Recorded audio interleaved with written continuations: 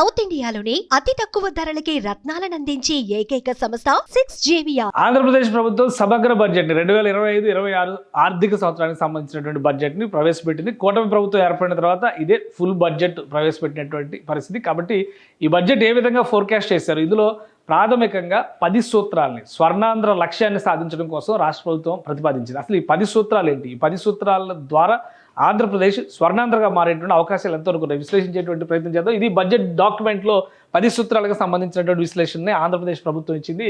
ఈ 10 సూత్రాలు ఏంటి అనేది ఒకసారి చూద్దాం. స్వర్ణాంధ్ర 2047 ఇది guiding principles of wealthy, healthy and happy Andhra Pradesh. ఇది ఒక మోటోగా ఈ 2025-26 ఆర్థిక సంవత్సరానికి సంబంధించి బడ్జెట్కి టార్గెట్ని ఆంధ్రప్రదేశ్ ప్రభుత్వం డిసైడ్ చేసింది.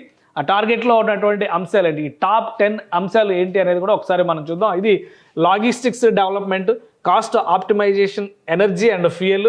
అంటే వీలైనంత వరకు లాజిస్టిక్స్ అంటే మౌలిక వనరులు కల్పించుకునేటువంటి ఏర్పాటు చేసుకునేటువంటి ప్రయత్నాలు, ఇక ఎనర్జీ ఫ్యూయల్ రంగాల్లో విప్లవాత్మకమైనటువంటి మార్పులు తీసుకురావడం, ప్రోడక్ట్ పర్ఫెక్షన్ అంటే అంతర్జాతీయ ప్రమాణాలకు తగ్గట్టుగా ప్రోడక్ట్స్ ఏ విధంగా డెవలప్మెంట్ చేయాలి, ఇక స్వచ్ఛాంధ్ర సాధించడం, deep technology in all works, అన్నింటిలో కూడా అన్ని పనుల్లో కూడా టెక్నాలజీ వినియోగం ఎలా చేయాలి, అలానే ఫోకస్ ఆన్ అగ్రికల్చర్ మీద ప్రత్యేకమైన ఫోకస్, మోడర్నైజ్ చేస్తున్నటువంటి టెక్నాలజీని ఏ విధంగా వాడాలి, వాటర్ సెక్యూరిటీ, సురక్షిత మంచినీటిని అందించడం ప్రతి కుటుంబానికి అనేది ఒక లక్ష్యంగా పెట్టుకుంది. Population and human resource development అంటే స్కిల్ డెవలప్మెంట్ ఆస్పెక్ట్స్ కూడా ఇందులో వచ్చేటువంటి అవకాశం ఉంటుంది. ఎందుకంటే మానవ వనరులే అసలైనటువంటి వనరులు అనేటువంటి అంశం ఉంది. కాబట్టి తర్వాత ఎంప్లాయ్మెంట్ అండ్ స్కిల్లింగ్ అంటే ఎంప్లాయ్మెంట్ కల్పించడంతో పాటు వారికి కావలసినటువంటి నైపుణ్యాన్ని పెంపొందించేటువంటి ప్రయత్నం. ఇక జీరో పావర్టీ టార్గెట్, ఇది మొత్తం ఈ 10 లక్ష్యాలని ఆంధ్రప్రదేశ్ ప్రభుత్వం స్వర్ణాంధ్ర సాధించేటువంటి క్రమంలో పెట్టుకున్నటువంటి లక్ష్యం. దీనికి సంబంధించినటువంటి విజన్ స్వర్ణాంధ్రను కూడా ఇక్కడ అనౌన్స్ చేసింది. ఈ విజన్ స్వర్ణాంధ్రలో కొన్ని అంశాలను పెట్టుకుంది. పాపులేషన్ పరంగా అంటే డెమోగ్రఫీ పరంగా ఏ విధంగా అభివృద్ధి చెందాలి, ఆర్థికంగా ఏ విధంగా ఉన్నత స్థితికి వెళ్ళాలి, ఇలాంటి అంశాలన్నింటినీ కూడా ఇందులో పొందుపరిచింది.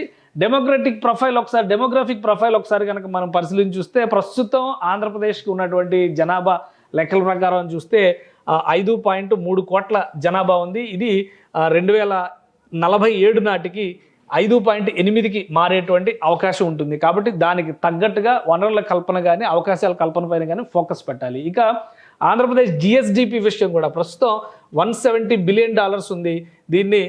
ఇది $2.4 ట్రిలియన్ ఎకానమీగా 2047కి చేరాలనేది చంద్రబాబు నాయుడు ప్రభుత్వం నిర్దేశించుకున్నటువంటి లక్ష్యం. భారతదేశం మోస్ట్ పవర్ఫుల్ కంట్రీస్లో ఒకటిగా మారాలంటే ఎకానమీ పెరగడం అనేది చాలా ముఖ్యమైనటువంటి అంశం. అందుకే 2047 విజన్లో దీన్ని కూడా ఒక ముఖ్యమైనటువంటి అంశంగా పెట్టుకుంది.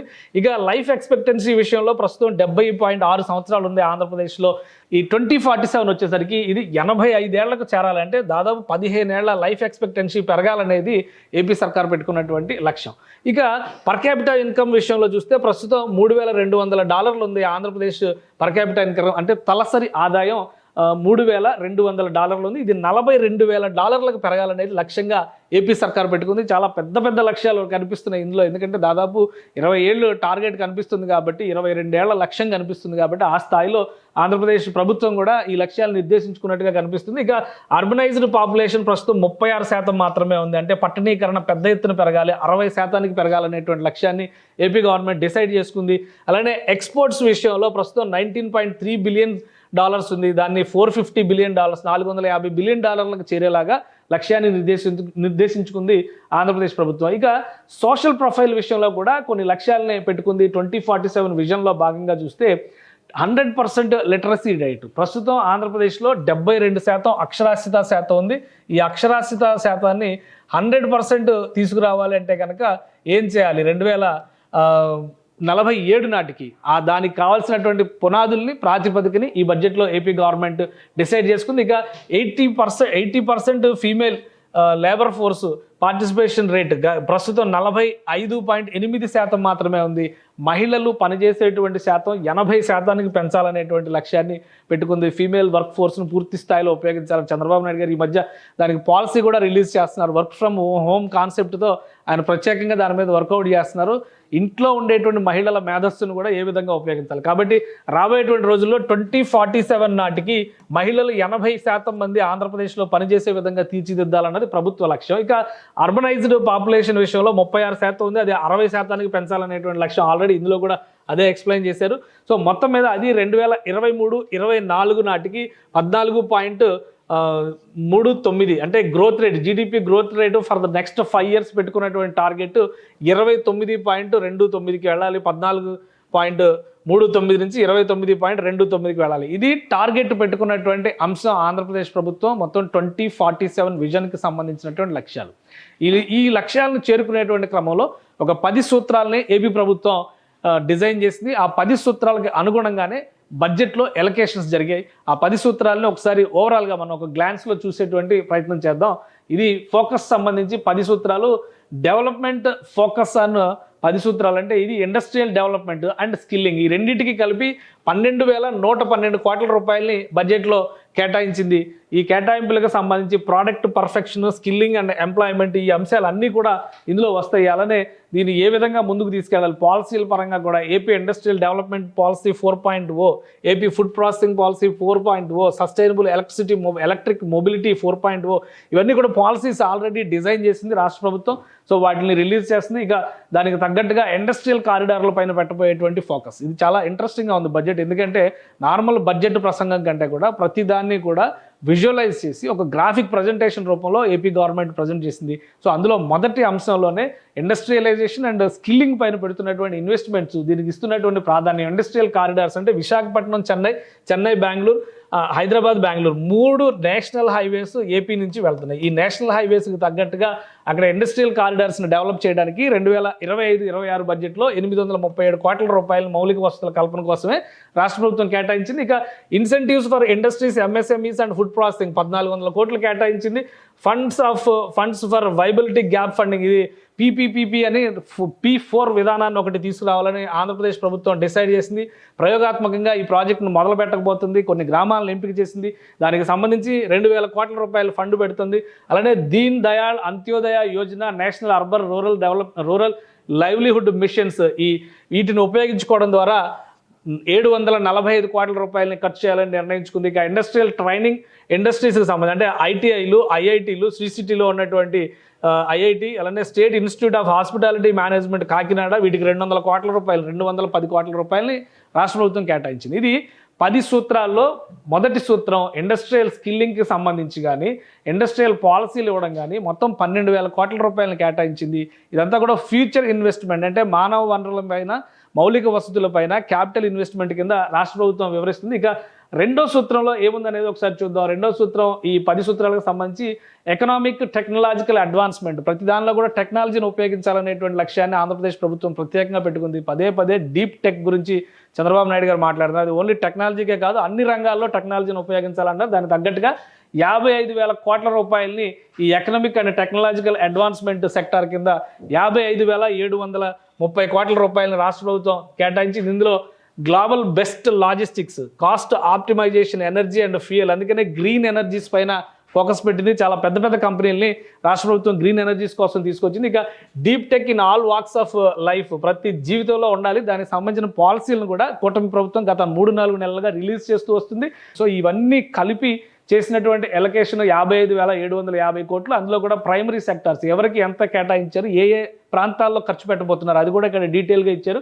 ఒకసారి చూద్దాం. అమరావతి ద పీపుల్స్ క్యాపిటల్కి సంబంధించి అక్కడ ఈ ఇన్ఫ్రాస్ట్రక్చర్ క్రియేషన్లో 6,000 కోట్లు కేటాయించబోతున్నారు. ఇక రాష్ట్ర వ్యాప్తంగా రోడ్లకు సంబంధించి 4,220 కోట్ల రూపాయలు రాష్ట్ర ప్రభుత్వం కేటాయించబోతుంది. ఇక పోర్ట్స్ డెవలప్మెంట్ పైన, ఎయిర్పోర్ట్స్ డెవలప్మెంట్ పైన ప్రత్యేకమైనటువంటి దృష్టి పెట్టింది రాష్ట్ర ప్రభుత్వం. ఈ బడ్జెట్లో స్పెషల్ ఎలకేషన్స్ని కేటాయిస్తుంది. మచిలీపట్నం, భావనపాడు, కృష్ణపట్నం, రామాయపట్నం మొత్తం 4 పోర్టులు ఇందులో ఎంపిక చేసింది. ఇక ఎయిర్పోర్ట్ల విషయంలో Bhogapuram, Vijayawada regional airports and new industrial nodes, ఎందుకంటే కొత్త ఎయిర్పోర్ట్లని రాష్ట్ర ప్రభుత్వం ప్రతిపాదిస్తుంది. వాటికి మౌలిక వసతుల కల్పన కోసం కూడా 605 కోట్ల రూపాయలని ఈ బడ్జెట్లో ప్రత్యేకంగా కేటాయించింది. ఇక రతన్ టాటా ఇన్నోవేషన్ హబ్కి సంబంధించి 10 కోట్ల రూపాయలు కేటాయించింది. రియల్ టైమ్ గవర్నెన్స్కి సంబంధించి ఆర్టీజీఎస్ ఇప్పటికే సీఎం డాష్ బోర్డ్ని యాక్టివేట్ చేశారు చంద్రబాబు నాయుడు గారు అధికారంలోకి వచ్చిన తర్వాత. దానికోసం మరొక 101 కోట్ల రూపాయలను కేటాయించింది. ఇక incentives to IT and electronics industries and organisations, వాటికి సంబంధించి 300 కోట్ల రూపాయలు. ఎందుకంటే వివిధ ప్రాంతాల్లో సెకండ్ గ్రేడ్ అంటే 2 టైర్ సిటీస్గా కనిపిస్తున్నటువంటి ప్రాంతాల్లో కూడా ఈ ఐటీ అండ్ ఎలక్ట్రానిక్స్కి సంబంధించినటువంటి ఇండస్ట్రీస్ని తీసుకొచ్చేటువంటి ప్రయత్నం రాష్ట్ర ప్రభుత్వం చేస్తుంది కాబట్టి ప్రత్యేకమైన ప్రాధాన్యం ఇచ్చింది. 300 కోట్ల రూపాయలు వీటికి కేటాయింపులు చేసింది. ఇది 10 సూత్రాల్లో రెండవ అంశం. ఇక మూడో అంశం చూస్తే కనుక సోషల్ ఇంక్లూజివిటీ అండ్ ఎంపవర్మెంట్. ఈ ఇంక్లూజివిటీ అండ్ ఎంపవర్మెంట్ కూడా చాలా ముఖ్యమైనది. వచ్చేటువంటి అవకాశాలను అందిపుచ్చుకునే విధంగా మానవ వనరులను తీర్చిదిద్దడం అనేది చాలా ముఖ్యమైనటువంటి అంశం. దీనికి 1,42,349 కోట్ల రూపాయలు భారీ బడ్జెట్ దీనికే కేటాయించింది. ఎందుకంటే ఎక్కువ శాతం మనుషులతో మానవ వనరులతో ముడిపడి ఉండేటువంటి అంశం ఇది. So population management and human resource development, zero poverty target, Swachhandhra mission కూడా ఇందులోనే నడిపిస్తున్నారు. ఏ సెక్టార్ల కింద ఎంత కేటాయింపులు జరిగినాయో కూడా ఒకసారి మనం చూద్దాం. ఎక్కువగా సామాజిక భద్రతను ఇచ్చేటువంటి పెన్షన్ల దగ్గర నుంచి అనేక అంశాలు ఇందులోనే వస్తాయి.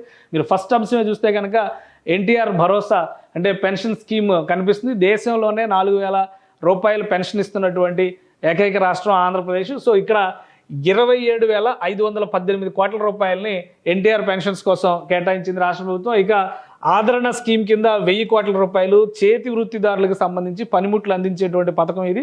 గ్రామీణ ఆర్థిక వ్యవస్థకి చాలా కీలకమైనటువంటి అంశం ఉంది. ఇక మనబడి మన భవిష్యత్తు, డొక్కా సీతమ్మ మధ్యాహ్న బడి భోజనం, residential schools, free power to schools వీటి కింద 3,486 కోట్ల రూపాయలు కేటాయించింది. తల్లికి వందనం పథకాన్ని 25-26 అకాడమిక్ ఇయర్ 25-26 ఆర్థిక విద్యా సంవత్సరానికి సంబంధించి ప్రారంభించాలనేటువంటి నిర్ణయం తీసుకుంది. 15,000 రూపాయలు స్కూల్కి వెళ్ళేటువంటి ప్రతి విద్యార్థికి కూడా తల్లికి వందనం కింద వస్తుంది. దీనికి సంబంధించి 9,407 కోట్ల రూపాయలని రాష్ట్ర ప్రభుత్వం కేటాయించింది. ఇక దీపం 2.0 3 సిలిండర్లు ఫ్రీగా ఇస్తున్నారు. ఈ స్కీమ్కి సంబంధించి 2,601 కోట్ల రూపాయలను కేటాయించింది.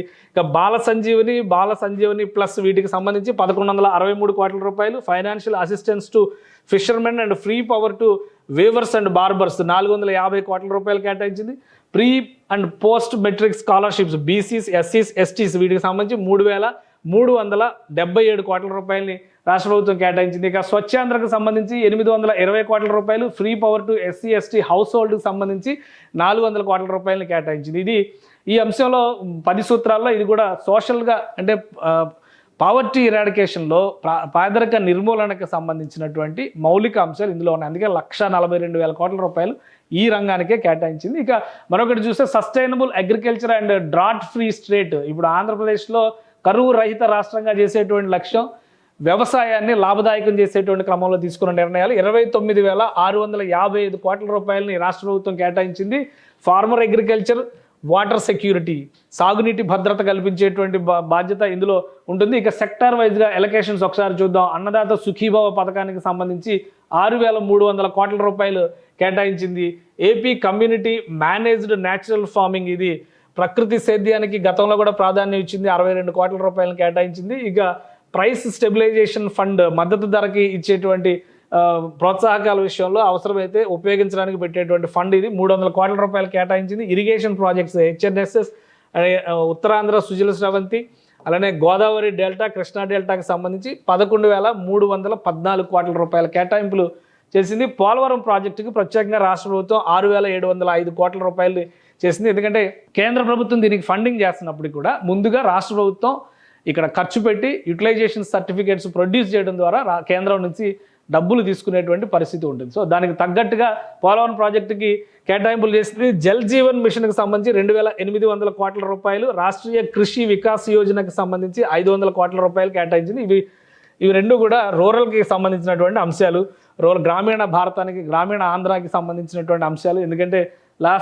గత గవర్నమెంట్ దాదాపు 93 కేంద్ర ప్రభుత్వ పథకాలని, సెంట్రల్లీ స్పాన్సర్డ్ స్కీమ్స్ని నెగ్లెక్ట్ చేయడం వల్ల రాష్ట్రం తీవ్రంగా నష్టపోయింది. అందులో జల్ జీవన్ మిషన్ కూడా ఒకటి. దీనికి ప్రత్యేకమైనటువంటి మినహాయింపులు తీసుకొచ్చారు కాబట్టి మ్యాచింగ్ గ్రాంట్గా కట్టాల్సినటువంటి మొత్తాలని 2,800 కోట్ల రూపాయలు రాష్ట్ర ప్రభుత్వం కేటాయించింది. కాబట్టి గ్రామీణ తాగునీటి సరఫరాకు సంబంధించినటువంటి స్టెబిలైజేషన్, స్థిరీకరణ, సురక్షితమైనటువంటి మంచినీరు అందించేటువంటి విషయంలో చాలా వెసులుబాటు దక్కేటువంటి అవకాశం ఉంది. సో ఇదొక 10 సూత్రాల్లో ప్రాథమిక ముఖ్యమైనటువంటి అంశంగా రాష్ట్ర ప్రభుత్వం చెప్పింది. సో మొత్తం ఈ 10 సూత్రాలన్నిటికీ కాంబినేషన్ మనం ఒకసారి పరిశీలించి చూస్తే కనుక పెద్ద ఎత్తున గ్రామీణ భారతానికి, గ్రామీణ ఆంధ్రప్రదేశ్కి సంబంధించినటువంటి కేటాయింపులు పెద్ద ఎత్తున చేసింది. ఓవరాల్గా ఆ రాష్ట్ర ప్రభుత్వం పెట్టుకున్నటువంటి లక్ష్యాలు 2047 లక్ష్యాలకి అడుగు ముందుకు పడేటువంటి బడ్జెట్గా ఇది రాష్ట్ర ప్రభుత్వం అభివర్ణిస్తుంది. ఈ కేటాయింపుల ప్రకారం రాష్ట్రంలో వివిధ శాఖలకు సంబంధించినటువంటి పనులు కూడా అదే స్థాయిలో జరిగితే ఈ 1 ఇయర్ పెర్ఫార్మెన్స్ తర్వాత వచ్చేటువంటి బడ్జెట్లో మరింతగా ఆయా రంగాలకు తీసుకోవాల్సినటువంటి జాగ్రత్తలు, ఆయా రంగాల్లో చేయవలసినటువంటి ప్రోత్సాహకాల గురించి రాష్ట్ర ప్రభుత్వం దృష్టి పెడుతుందని చెప్పని మంత్రి ఆర్థిక శాఖ మంత్రి పయ్యావుల కేశవ్ తన బడ్జెట్ ప్రసంగంలో చెప్పారు. ఈ ఎలకేషన్స్తో పాటు గతంలో జరిగినటువంటి తప్పిదాలను సరిచేసేటువంటి ప్రయత్నాలు, బడ్జెట్లో కేటాయింపులు లేకపోయినా కానీ గ్రామీణ ప్రాంతాలని అభివృద్ధి చేసేటువంటి విషయం, అలానే రాష్ట్రానికి రావాల్సినటువంటి హక్కుల ద్వారా రావాల్సినటువంటి ఆర్థిక వనరులు, ఈ రెండింటి విషయంలో కేంద్రంతో సమన్వయం చేసుకుని ముందుకు వెళ్తామనేటువంటి ప్రకటన చేశారు. సో 2047 విజన్కి సంబంధించినటువంటి మొదటి బడ్జెట్గా మనం ఆంధ్రప్రదేశ్ బడ్జెట్ని కన్సిడర్ చేయొచ్చు. సుమన్ టీవీలో మీ పర్సనల్ అండ్ బిజినెస్ ప్రమోషన్స్ కోసం కింది నెంబర్కి కాంటాక్ట్ చేయండి.